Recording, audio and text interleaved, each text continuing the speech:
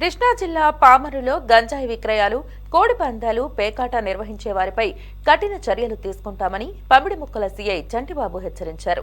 గంజాయికి యువత దూరంగా ఉండాలని, చెడు అలవాట్లకు బానిసై తమ బంగారు భవిష్యత్తును నాశనం చేసుకోవద్దని సూచించారు. ప్రతి విద్యార్థి క్రమశిక్షణతో చదువుకొని తల్లిదండ్రులు, గురువులకు మంచి పేరు తీసుకురావాలని కోరారు. పమిడిముక్కల సర్కిల్ పరిధిలో ఎక్కడైనా గంజాయి విక్రయాలు జరుగుతున్నట్టు తెలిస్తే వెంటనే పోలీసులకు సమాచారం అందించాలని ప్రజలకు విజ్ఞప్తి చేశారు. అలాగే కోడి పందాలు, పేకాట నిర్వహించే నిర్వాహకులపై బైండ్ ఓవర్ కేసులు నమోదు చేసి చట్టపరంగా కఠిన చర్యలు తీసుకుంటామని సీఐ చంటిబాబు హెచ్చరించారు. ముఖ్యంగా పమిడిముక్కల సర్కిల్ పరిధిలో ఉన్నటువంటి ఈ తోట్లవల్లూరు పమిడిముక్కల పోలీస్ స్టేషన్కి సంబంధించినంత వరకు ఈ బార్డర్స్లో జరుగుతున్నటువంటి ఈ ప్యాకెట్లు కానీ, కోడి పందాలకి కానీ నిర్వహించే వాళ్ళు ఎవరైతే ఉన్నారో వాళ్ళ మీద తప్పనిసరిగా వాళ్ళ మీద కఠిన చర్యలు తీసుకునబడతాయి. కంటిన్యూగా జరుగుతున్నటువంటి ఈ బార్డర్లో జరుగుతున్నటువంటి వారి మీద ఎట్టి పరిస్థితుల్లో ఉపేక్షించేది లేదు.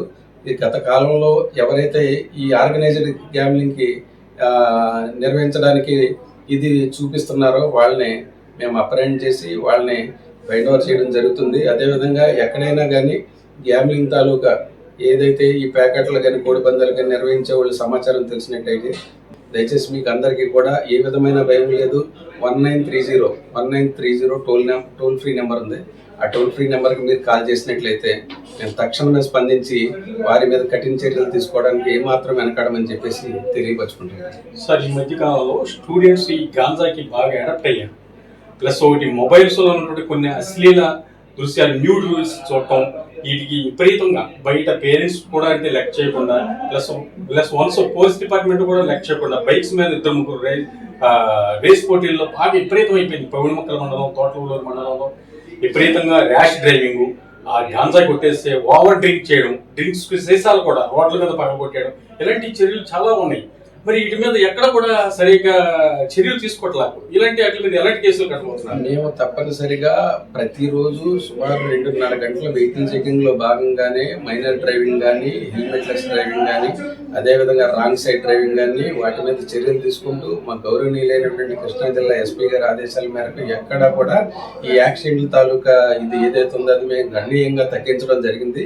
అవి గణాంకాలే చెప్తా ఉన్నాయి. అదేవిధంగా ఈ మైనర్ డ్రైవింగ్ కూడా మేము ఎక్కడ మా దృష్టికి వచ్చినా కానీ ఇమీడియట్లీ వాళ్ళ పేరెంట్స్ని పిలిపించి వాళ్ళకి కౌన్సిలింగ్ చేసి వాళ్ళకు ఉన్నటువంటి వాతావరణంలో ఎందుకు ఇటువంటివి జరుగుతున్నాయి అన్న దాని మీద కూడా మేము కౌన్సిలింగ్ నిర్వహించడం జరుగుతుంది. కంటిన్యూ ప్రోగ్రామ్స్ అయితే చేస్తూ ఉన్నాం.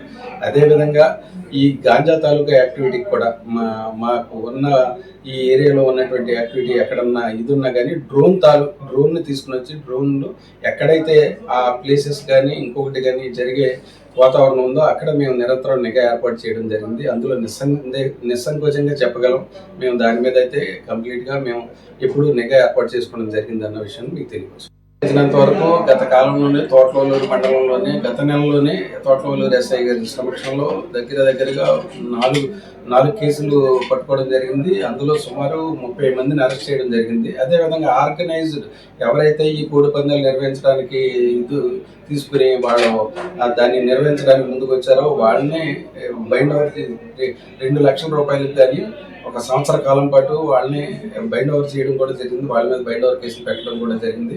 వాళ్ళ మీద ఇప్పుడు మా నిఘా ఉంటుంది. అదేవిధంగా పమిడిముక్కల మండలంలో కూడా రీసెంట్గా జరిగినటువంటి ఈ పేకాట, కోడి పందాల మీద రైతుల్లో ఉన్నటువంటి వ్యక్తులు ఎవరైతే ఉంటారో, ఈ నిర్వాహకులు ఎవరైతే ఉంటారో వాళ్ళ మీద బైండ్ ఓవర్ కేసులు పెట్టడం జరిగింది. వాళ్ళ మీద కూడా ఎట్టి పరిస్థితుల్లో నిఘా ఏర్పాటు చేసి ఇటువంటి ఆర్గనైజ్డ్ గ్యాంబ్లింగ్ అన్నది మా 2 మండలాల్లో ఎక్కడ